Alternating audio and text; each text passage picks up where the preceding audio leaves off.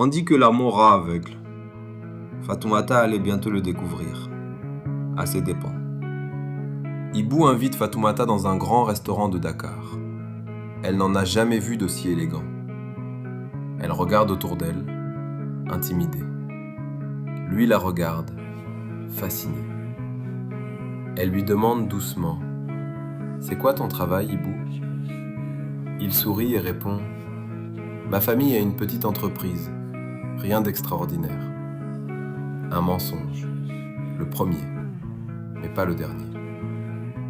Fatoumata lui parle de sa mère malade au village, de ses nuits à travailler pour payer les médicaments, de ses sacrifices pour venir étudier à Dakar. Ibou l'écoute en silence. Quelque chose en lui se brise. Il n'avait jamais rencontré quelqu'un d'aussi pur, d'aussi vrai, d'aussi différent de son monde. Et c'est là qu'il tombe vraiment amoureux, au pire moment possible. En sortant du restaurant, la pluie de Dakar les surprend. Ils courent, ils rient, ils s'abritent sous un auvent. Leurs regards se croisent, le rire s'arrête. Et cette fois, c'est Fatoumata qui ferme les yeux en premier.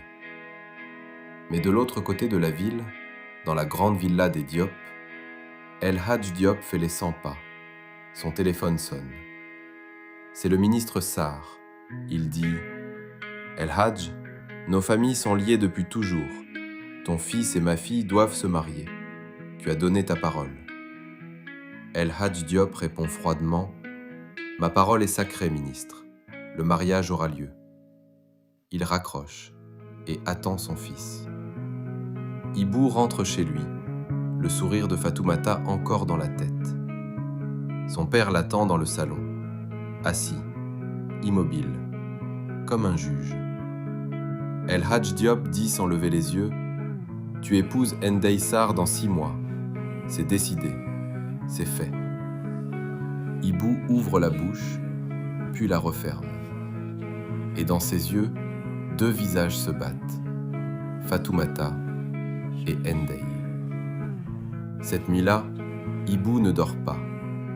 Il fixe le plafond, son téléphone à la main, la photo de Fatoumata à l'écran. Il murmure dans le silence « Je t'aime Fatoumata, mais je ne suis pas libre. » Et il éteint son téléphone, dans le noir.